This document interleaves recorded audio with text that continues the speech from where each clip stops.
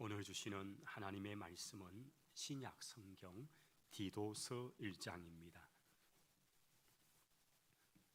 신약 성경 디도서 1장입니다. 제가 가지고 있는 성경은 신약 348페이지입니다. 1장 1절로 4절까지의 말씀인데요.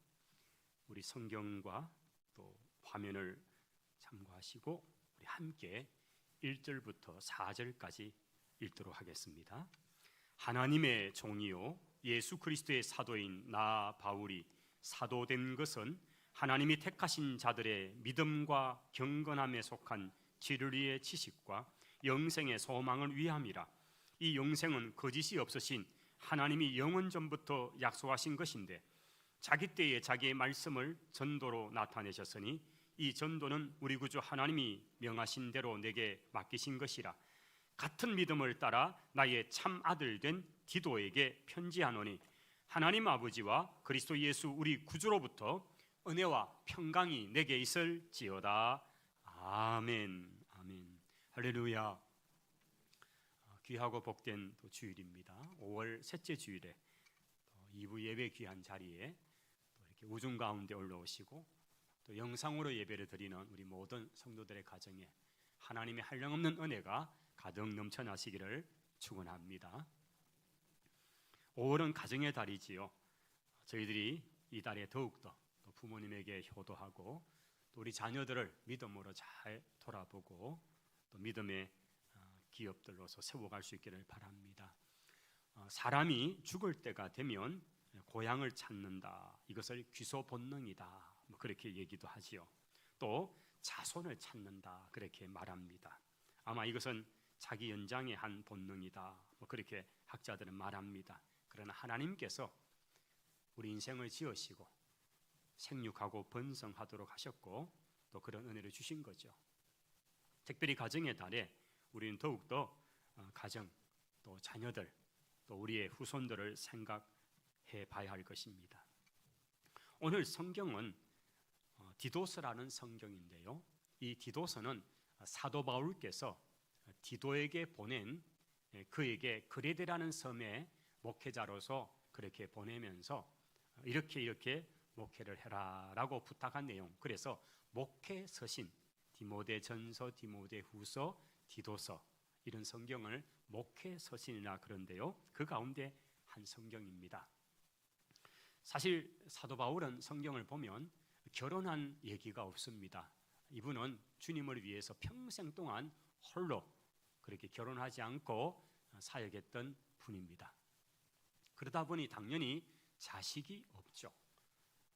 낳은 자식이 없습니다. 그런데 그 사도 바울의 서신서들을 쭉 보면 바울이 나의 아들이다라고 그렇게 일컫는 분들이 몇 분이 있습니다.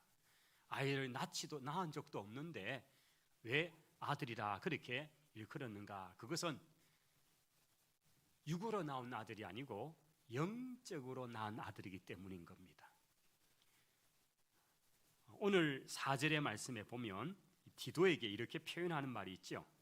같은 믿음을 따라 나의 참 아들 된 디도에게라고 나왔습니다. 여기 참 아들이다. 이게 진짜 아들이란 말이에요. 진짜 아들이다.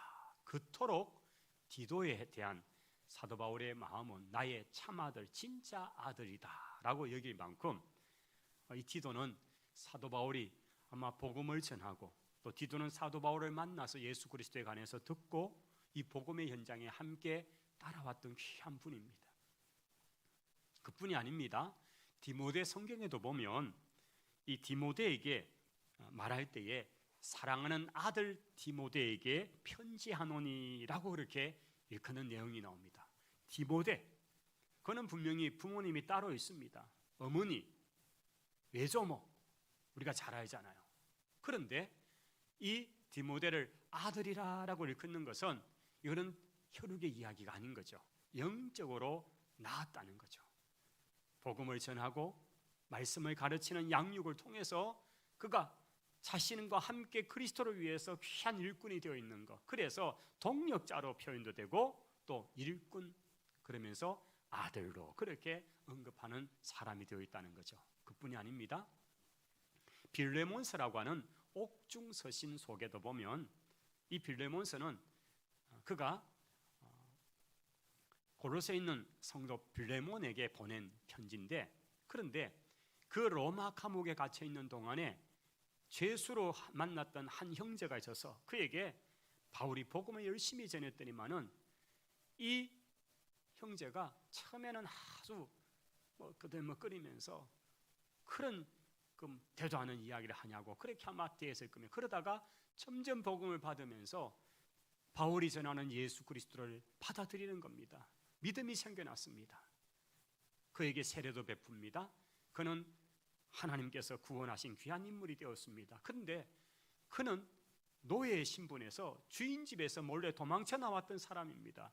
그리고는 로마 감옥에 갇혀 있다가 바울을 만났는데 이 원래 주인이 누군가? 바로 빌레몬인 겁니다. 바울이 너무나 잘 아는 바로 저 에베소 옆에 있는 골로새의 바로 유력한 믿음의 신앙인 믿음 좋은 분 빌레몬의 집의 소유로 했던 도망친 노예였던 거죠. 그래서 그 오네시모라는 이 노예 그를 부탁하면서 빌레몬에게 이제 용서해줘라 그렇게 얘기하면서 그 서신에 이렇게 언급을 합니다. 내가 갇힌 자 중에 낳은 아들 오네시모라고 그렇게 언급을 하는 거죠. 이거 역시 여기에도 보면 오네시모가 자기가 감옥에서 낳은 아들이다, 바로 영적으로 전도하고 양육해서 낳은 영적인 아들이다라는 것입니다. 여러분, 디도, 디모데, 오네시모 이들이 다 영적으로 낳은 아들이다 하는 것입니다. 저는 이 가정의 달에 우리의 혈육의 자녀들, 형제, 부모님을 돌아보는 것뿐 아니라 성경이 말씀하는 가정의 의미는, 가족의 의미는, 하나님의 권속이라는 이 단어는 더 확장적으로서 혈육을 뛰어넘는 영적인 자녀, 영적인 부모, 이런 관계로서의 가족이라는 개념을 말씀하고 있다는 것이죠. 그래서 이 가정의 달, 오늘 우리의 신앙의 영역에 좀 많은, 그래서 믿음의 어머니들, 믿음의 아버지들, 믿음의 형제 누이들이 많아지는 그런 우리 성도들이 되시기를 바랍니다. 무엇보다도 믿음의 자식이 많은, 믿음의 아들이다, 믿음의 딸이다, 그렇게 이끌어주는 믿음의 자손들이 많아지기를 주님 이름으로 축원합니다. 할렐루야. 디도서의 성경은 그런 의미에서 믿음의 개성, 이것은 참 귀한 주제 가운데 하나인 것입니다. 먼저 사도 바울이 이 디도서에게 편지를 쓰면서 1절에서 보면 자신이 어떤 특별한 은혜를 입었는지, 특권에 관해서 그가 이렇게 표현하는 것이 나오죠. 하나님의 종, 예수 그리스도의 사도인 바울, 그렇게 자기를 언급하는 것이 나옵니다. 자신을 누구라고 일컫느냐? 하나님의 종이라고 하는 것입니다. 그 당시 사도 바울이 복음을 전하던 당시 전 세계는 로마라는 제국에 의해서 모든 것이 그렇게 되었습니다. 얼마나 강력한 세력으로 그렇게 나라들을 정복했는지 모릅니다. 그의 영토가 얼마나 많았습니다. 모든 길은 로마로 통한다 할 만큼 정복지마다 길을 반듯반듯하게 닦아 놓아서 다 로마로 갈 수 있게 만듭니다. 아무리 먼 곳에도 거기에서 반란이 났다 그러면 신속하게 부대를 급파해서 그 반란군을 진압할 수 있도록 그렇게 만들어 놓은 도로들이 지금도 그 점령지 지역들에 가보면 남아있는 것을 볼 수 있습니다. 얼마나 대단한지 모릅니다. 그런데 그 로마의 시민권보다도 4배나 더 많은 사람이 노예들이었다 하는 그런 통계가 있습니다. 지금 우리 대한민국 인구가 약 한 5천만이 되잖아요. 그런데 4배가 더 된다면 2억 명 가까이는 노예 종들이란 말이에요. 이들이 정복지에서 포로로 끌려와서 그렇게 시장에서 이제 매매가 되어 팔려서 집집마다 있는 거예요. 그러면 만약 우리가 그렇다면 여러분 가정에는 노예들이, 일하는 일꾼들이 얼마나 많은지 모릅니다. 가정의 유력함에 따라서 막 일꾼들이 한두 명도 있고요, 10명, 20명씩도 있고요. 그렇게 정말 노예 천지 세상이 바로 로마 제국이었던 거죠. 여러분, 노예, 이 종이라는 단어는요, 아무런 자기가 소유권이 있는 사람이 아닙니다. 아무리 돈을 벌어도 자기께 안 되죠. 그 소유가 주인에게 있습니다. 이 종의 부부가 아이를 낳았습니다. 그럼 이 아이는 역시 주인의 소유물입니다.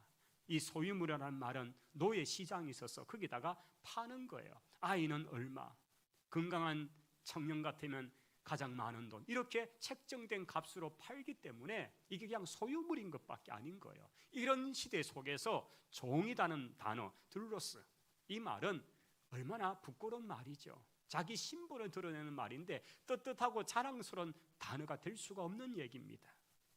그런데 노예들 중에도 그냥 일반 시민권자지만은 평민의 집에 있는 노예는 그냥 초라하게 한두 명이 그 집에서 이렇게 몸종으로 있을 겁니다. 그렇지만은 권력이 있는 사람, 유세가의 집에 종으로 있는 사람들은요, 입고 있는 옷도 다릅니다. 유니폼 같은 걸 반듯하게 입고, 그렇게 해서 시장에 만나도 노예들끼리, 종들끼리 나와서 시장에 와도요, 나는 권세 있는 집의 노예야 이러면요 괜히 어깨가 들어가고, 안 그렇겠습니까?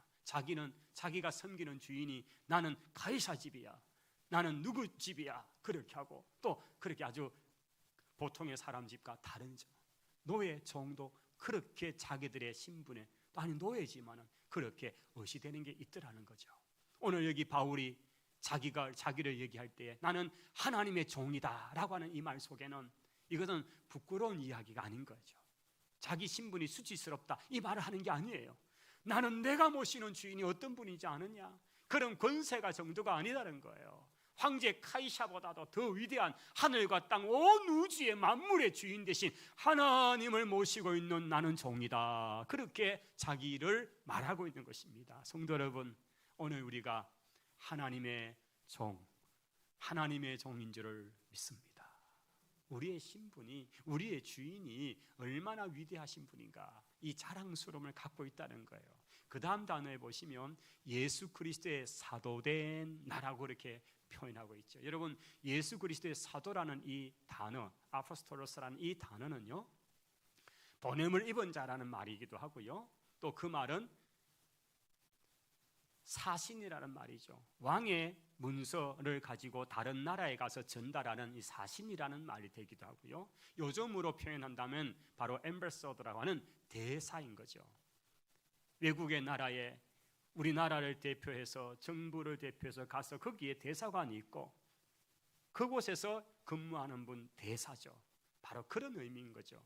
나라를 대표해서 가서 그 외국 땅에서 우리나라의 업무를 보고 있는 바로 그런 것이 대사, 이게 바로 사도라는 의미가 가지는 것입니다. 바울은 자기 자신이 나는 그리스도의 참으로 하나님의 아들 되시고 온 만유의 주가 되시는 그분의 대사, 보내심을 입은 자로서 나는 주의 일을 감당하는 자다라고 자기 신분을 그렇게 자랑스럽게 여기고 있는 것입니다. 성도 여러분, 오늘 우리가 그렇습니다. 주님이 우리에게 이 복음을 맡기시고 주님이 우리에게 이 구원의 놀라운 소식을 증거하라고 맡겨주신 우리도 동일한 바로 대사요 사도요 보내심을 입은 바로 전도자라는 사실을 꼭 기억하시기를 바랍니다. 하나님의 종은 하나님을 섬기고 하나님의 뜻을 행하기 위해서 기꺼이 자기의 자유를 스스로 포기한 사람들입니다.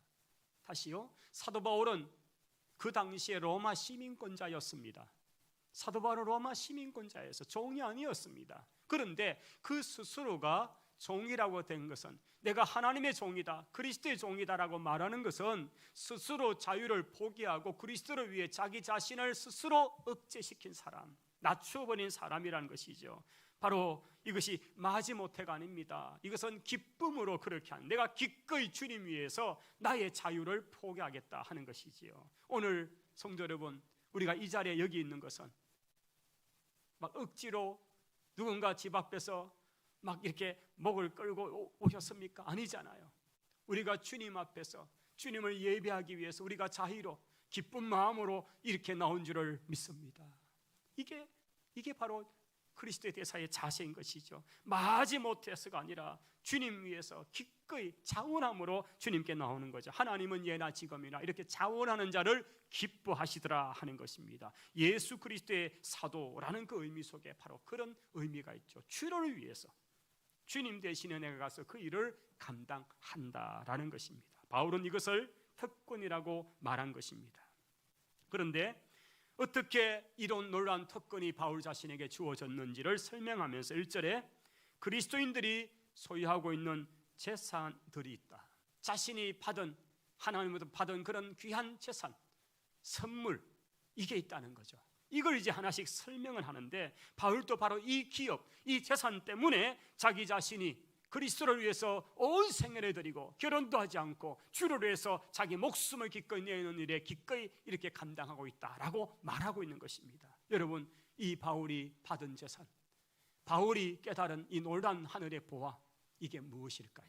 그 첫 번째는 바로 믿음의 재산이라는 것입니다. 믿음이라는 재산인 거죠. 여러분, 이 믿음은 바울 자신만에게 있다고 말하지 않고 우리에게 있다는 표현을 하고 있습니다. 우리의 믿음은 아브라함에게서 시작되어서 모든 믿음의 선배를 통해서 바울에게까지 왔고, 또 이 복음을 받은 모든 믿음의 형제들이 다 같이 공유하는 것이다 라고 그렇게 말하는 것입니다. 오늘 하나님의 택하심을 받은 모든 사람은 이런 같은 믿음을 가지고 있다는 사실을 기억하셔야 합니다. 바울이 가졌던 그 믿음이나 오늘 저와 여러분이 갖는 이 믿음은 동일한 믿음인 줄을 믿습니다. 하나님을 믿고 그의 아들 예수 그리스도를 믿고 그를 통해서 우리가 구원을 받고 그가 우리를 대신하여 죽음으로 우리의 죄가 사함받아서 참으로 하나님의 자녀가 되는 그런 특별한 은혜를 입게 되었다는 이 믿음, 복음의 기초로 둔 믿음은 하나님의 택하심을 모든 사람이 공유하는 동일한 믿음이 된다는 거죠. 그래서 오늘 말씀해 보시면 4절에 같은 믿음을 따라 참 아들이 된 디도에게 라고 말하고 있는 것입니다. 바울이 발견한 깨달은 이 복음의 말씀을 뜨거운 열정을 가지고 전하는데 어느 날 디도를 만난 겁니다. 그 디도를 만나 이 복음을 전합니다. 예수 그리스도에 관해서 전합니다. 디도가 이 말을 들을 때 얼마나 황당했겠습니까? 어떻게 죽은 자가 살아났다는 말이냐? 어떻게 사람이 하나님이 된다는 말이냐? 어떻게 하나님의 아들이 땅에 왔다는 말이냐? 그런데 그 말씀을 들으면서 점점 디도의 마음에 그게 믿어지기 시작하는 것입니다. 그리고 마침내 바울이 전하는 그리스도 앞에 굴복합니다. 주님을 영접합니다. 이제 바울과 동일한 믿음의 사람이 된 겁니다. 여러분, 그래서 그를 나의 진짜 아들이다라고 표현할 때에 같은 믿음을 따라라고 그렇게 말하고 있는 것이죠. 여러분, 이게 디도만의 이야기가 아닙니다. 오늘 저와 여러분도 어떤 전도자를 통해서 부모님일 수 있고 교회 선생님일 수 있고 가까운 누군가를 통해서 있고 전혀 알지 못한 어떤 사람을 통해서 이 복음을 들었는데 처음에는 말도 안 되는 얘기 같았는데 그게 믿어지기 시작하고 그게 감동이 생기고 그러면서 이렇게 오늘까지 우리가 이 자리에 있는 이것이 이 믿음이 있기 때문인 거죠. 여러분, 같은 믿음을 따라 하나님의 자녀가 된 줄을 믿습니다. 이게 참으로 놀라운 신비한 거예요. 여러분, 바로 이 믿음이라는 재산, 이게 하나님이 오늘 우리에게 주셨다는 거죠. 이 믿음의 재산을 우리는 전해야 하는 겁니다. 따라하십시다. 믿음을 물려줍시다. 여러분, 혈육의 자녀들 뿐 아니고 영적인 아들들을 만들어서, 영적인 딸들을 만들어서 여러분 그들에게 복음을 전하고 이 믿음의 재산을 물려줄 수 있기를 바랍니다. 두 번째는 지식이라는 재산을 설명하고 있습니다. 여러분 1절의 끝부분에 보시면 택하신 자들의 믿음과 하나님 택하신 자들의 믿음과 경건함에 속한 진리의 지식과라고 되어 있습니다. 여러분, 이 지식은 단순한 그런 지식, 정보라는 지식을 말하고 있지 않습니다. 경건함에 속한 진리의 지식이다라고 말하고 있습니다. 오늘 우리가 사는 시대는 정말 지식의 홍수 시대에 살고 있습니다. 얼마나 많은 지식들을 접할 수 있는지요. 우리 성도들이 지금 그냥 일상에 서고 있는 이 휴대폰, 이게 없으면 불안도 하고 이게 없으면 뭘 할 줄도 몰라 할 정도로 되어버린 이 휴대폰, 한 10년 전만 해도 이거 사용하는 게 그렇게 익숙지 않았는데 지금 보면 그 대부분 분들이 잘 쓰시잖아요. 전에는 문자가 와서 문자의 번호가 10번, 몇 번, 20번 막 되어도 열어볼 줄을 몰라가지고 그렇게 쌓였는데 지금은 잘 하시잖아요. 거기다가 또 인터넷 통해서 여러분 얼마나 많은 그런 소식들을 듣는지요. 얼마나 많은 정보가 자꾸 더해지니까 이렇게 우리가 살고 있지도 않는 도시에 코로나 환자가 뭐 어제는 몇 명이 나왔다까지도 다 알고 그러고 있지 않습니까? 참 식자우화이라고 너무 알아가지고 걱정거리가 많아졌습니다. 우리가 이런 시대에 많은 지식 정보를 취한다고 그게 다 유익한 건 아니지 않습니까? 오늘 성경이 말씀하는 것은 진리의 지식인데 경건함에 속한 진리의 지식이다라고 표현하고 있습니다. 이걸 조금 원어적으로 조금 더 해석을 하면 이런 말이죠. 경건함에 이르는 진리의 지식이라는 거죠. 경건함에 속한 진리의 지식은 경건함에 이르는 진리의 지식이다라는 말이에요. 우리가 어떤 지식을 가지는데 그 지식이 경건함에 이르도록 도와주는 지식이 된다는 거예요. 여러분, 이게 우리가 사모하고 묵상해야 될 거예요. 여러분, 쓸데없는 소식들, 눈만 뜨면 읽어보는 그런 이 휴대폰에 나오는 소식들은 암만 읽어도요 우리 마음에 불안이 오고 걱정만 생기고 오늘 또 이렇다 하는데 아이고 그러면서 걱정하는 거죠. 그런데 경건함에 이르는 진리의 지식, 이것이 우리 가운데 있어야 되는데 그게 뭔가? 여러분, 이 경건이라는 것은 뭘까요? 경건은 구원의 한 걸음 더 나아가도록 돕는 것입니다. 우리가 경건이라 하는 것은 열심히 기도하고 세속에 빠지지 않는 이런 생활들을 말합니다. 한자적으로 그런 의미지만은 영어에서 보면 경건의 의미는 조금 더 가까이 옵니다. 여러분, 영어로는 이 경건이라는 단어를 할 때에 godliness라는 단어를 씁니다. 그 단어를 가만히 보면 하나님을 닮아간다는 뜻이에요. 하나님을 닮아간다는, 하나님 같다라는 뜻이에요. godliness. 여러분, 이게 경건이에요. 경건은 하나님의 성품, 하나님의 그것을 닮아가는 것, 하나님 닮은 것, 이게 경건인 거예요. 우리의 말이 하나님 닮고 예수님 닮고 우리의 행동이 하나님 닮고 예수님 닮는 거예요. 우리 인격이 하나님을 닮는 거예요.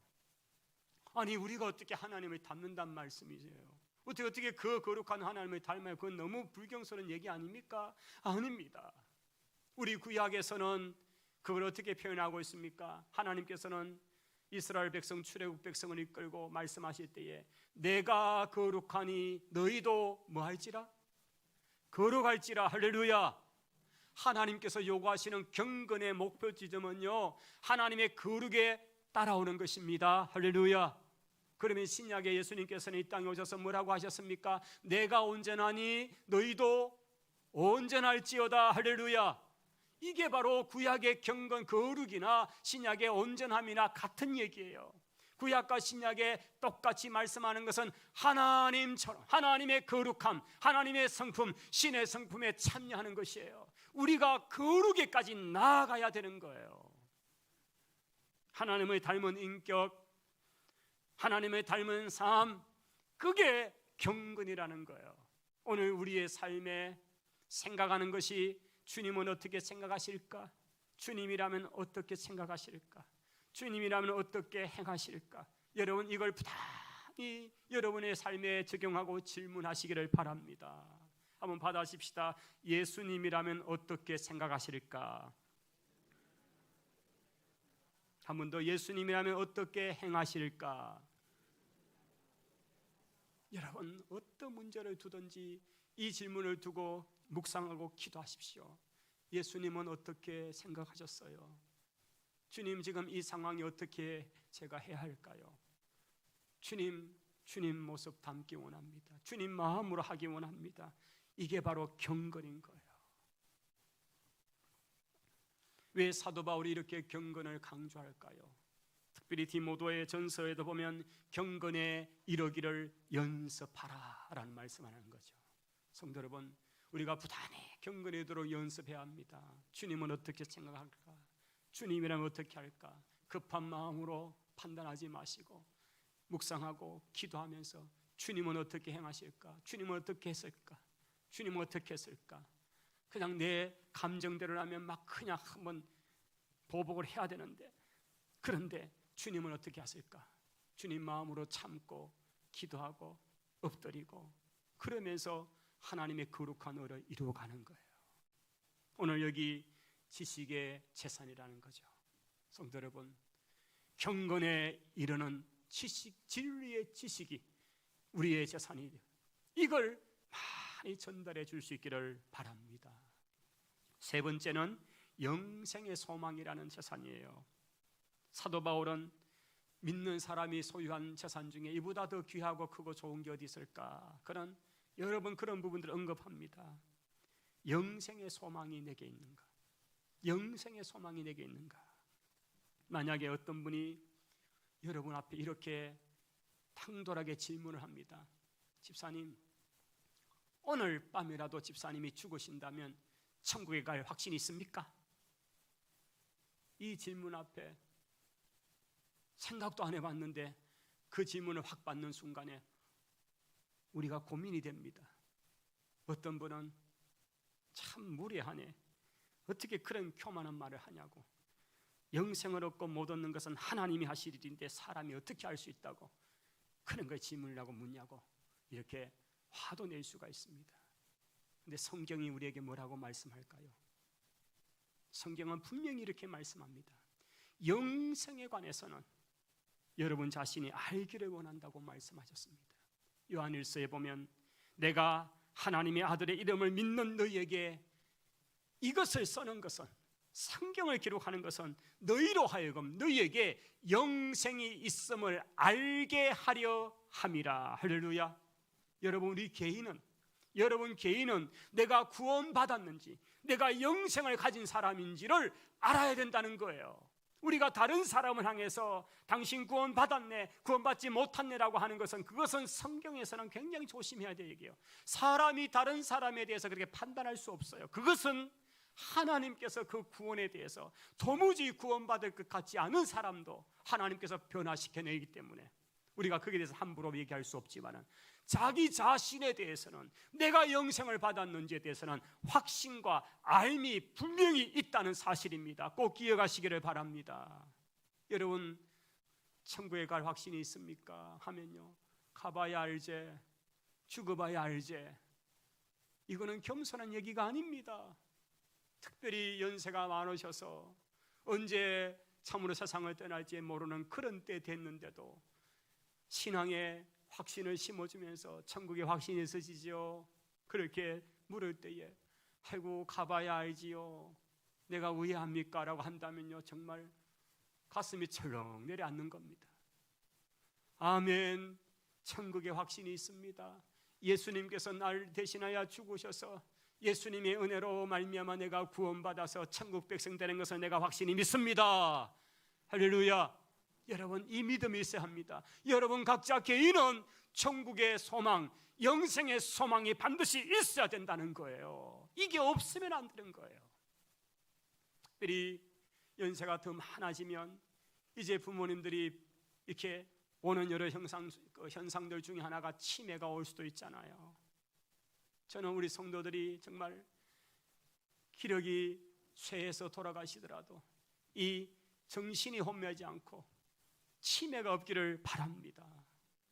그런데 어쩔 수 없이 치매라는 병이 오면요, 신앙도 모르고 예수님 얘기해도 모를 때가 있다는 거예요. 그때는 정말 마음이 자식들이 볼 때 너무 기가 막힙니다. 그래서 우리 나이 많은 어르신들에게는 꼭 자주 자녀들이 구원의 확신에 관해서 질문해야 합니다. 영생에 대한 얘기를 해주셔야 됩니다. 예수님의 은혜로 말미암아 어머니가 구원받았어요, 예수님의 은혜로 내가 천국 가는 확신을 꼭 가지세요. 이 얘기를 자꾸 해주시기를 바랍니다. 여러분, 그걸 안 들려주시면 사탄은요, 그 부모님, 병상에 있는 부모님의 귀에다가 거짓 정보를 흘려서 너는 망했어, 너는 지옥의 백성이야, 너는 구원 못 받아, 두려움을 주고 그런 소망을 잃어버리게 만드는 것입니다. 여러분, 끝까지 그걸 하는 게 사탄이 하는 일이에요. 그래서 여러분께서 부모님 그 귀에다가 이런 복음을 전가하시고, 정말 정신이 혼미할 때 되더라도 계속적으로 이 복음 천국의 확신을 전해주시기를 바랍니다. 영생의 소망이라는 이 재산, 이걸 심어주고 심어줘야 되는 거예요. 제가 인용했던 요한 1서 5장 13절, 내가 하나님의 아들을 믿는 너에게 이것을 쓴 것은 너희로 하여금 너에게 영생이 있음을 알게 하려 한다고 하는 이 말씀을 꼭 가지면서 오늘 하나님이 주신 이 말씀을 믿고 영생의 소망을 제가 꼭 가지고 살겠습니다.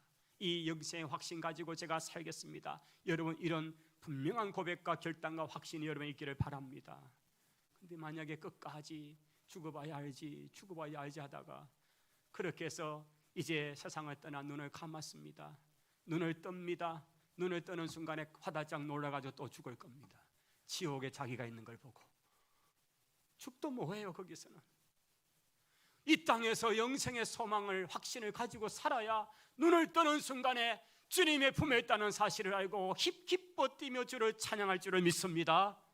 여러분, 우리가 그렇게 해야 되는데 세상에 죽어봐야 알지.